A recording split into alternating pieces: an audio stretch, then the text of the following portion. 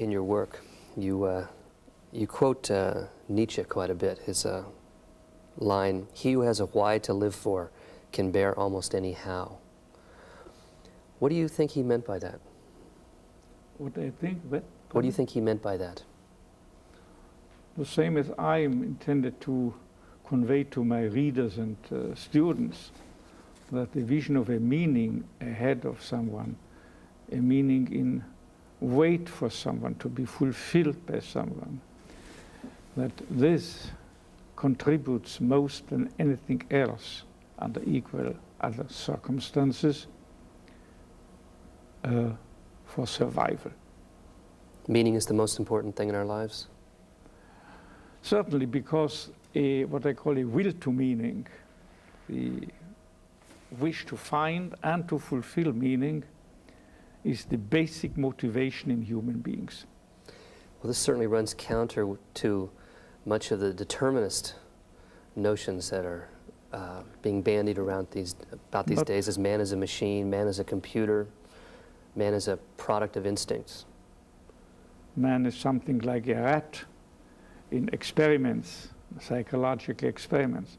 Of course, you're right, but not only against the so-called deterministic concepts of man, but also regarding the motivational theories of certain psychotherapeutic systems.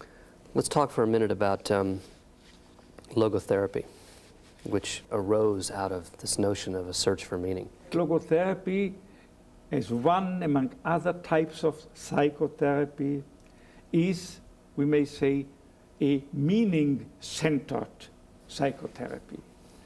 Inasmuch particularly as logotherapy sees a human being not predominantly determined, not to say dominated, by the will to pleasure, as you were mentioning, nor by the will to power along the lines of Adlerian teachings, but basically, fundamentally, by a will to meaning.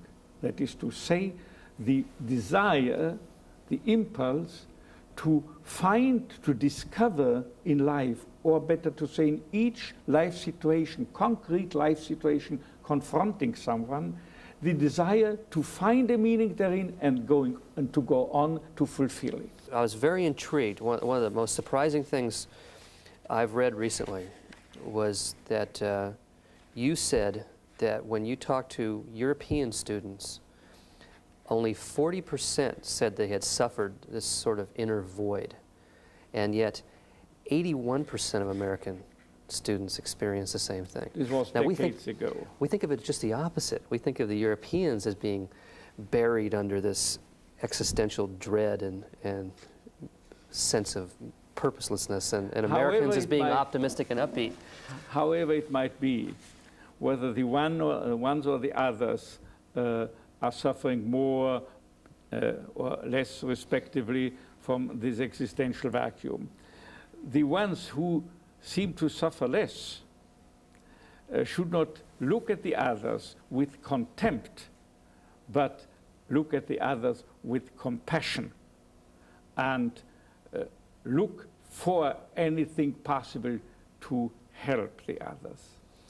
Now, this void manifests itself as in apathy, in boredom, lack of initiative, lack of interest in the world, or initiative in changing something within the world for the better. This frustration is a proof of the existence of a will to meaning. Unless we were imbued by will to meaning, by the wish to find meaning and discover and fulfill meaning in life, we never would be able to experience an inner void. So this is in a way also something positive. Now, you've listed 3 types of values: creative values, experiential values, and attitudinal values. And you may find a meaning. The average man, the man on the street or the woman on the street, may find a meaning day by day in doing a deed, in creating a work. And that's the creative. And in experiencing something, the beauty, the truth as a researcher, or the good in dealing with people as a teacher or whatsoever. There's an extraordinary moment in Man's Search for Meaning where you talk about being in one of the Nazi camps and all of you going out to look at a sunset. Is that exactly? This is a paradigm of experiential values, of finding a meaning in experiencing without doing anything, without achieving or accomplishing anything, but just in giving oneself to the immediate experience of something, say, beautiful going on in the world. Okay. This is the second avenue. But there is also another aspect of experiential values. Excuse me, not only experiencing something, but also experiencing someone. More than that, experiencing another human being in his or her very uniqueness. And it is the main attribute of a human being that he is a person in contrast to any animal. He is a person, and a person is always something absolutely unique, irrepeatable in the evolution of the cosmos, as it were, incomparable with any other human being. And this uniqueness can be got hold of solely by a loving person, because he not only sees the essence, but also the potentials in the beloved person, thereby, as I put it before, promoting him, alleviating it to reach out to attain this potential and to fulfill and thereby actualize also himself, but not by preaching self-actualization. It's nonsense. Self-actualization can only fall into your lap automatically once that you have fulfilled a concrete meaning, done the best of a situation. Then you actualize yourself as a byproduct. Let's talk about the third set of values, which is the attitudinal, the idea of choosing how to respond to suffering. Choosing the attitude. Yes. Yeah. If there is no possibility in a given situation to fulfill the meaning of a situation by giving oneself to the experience of beauty and so forth, nor to, if you have lost the capability to do your job, to do your work, even then there is an ultimate possibility to find and fulfill meaning. Not only the ultimate, it is even the potential to fulfill the deepest meaning, to attain the highest values. By your approach to the situation, a tragic or triste situation confronting you. You said that in part of the initial shock of being put in a death camp was ultimately an acceptance that we knew we had nothing to lose except our ridiculously naked lives. Is that the situation that they're in? In a way. Is this when you make the choice of how you're going to?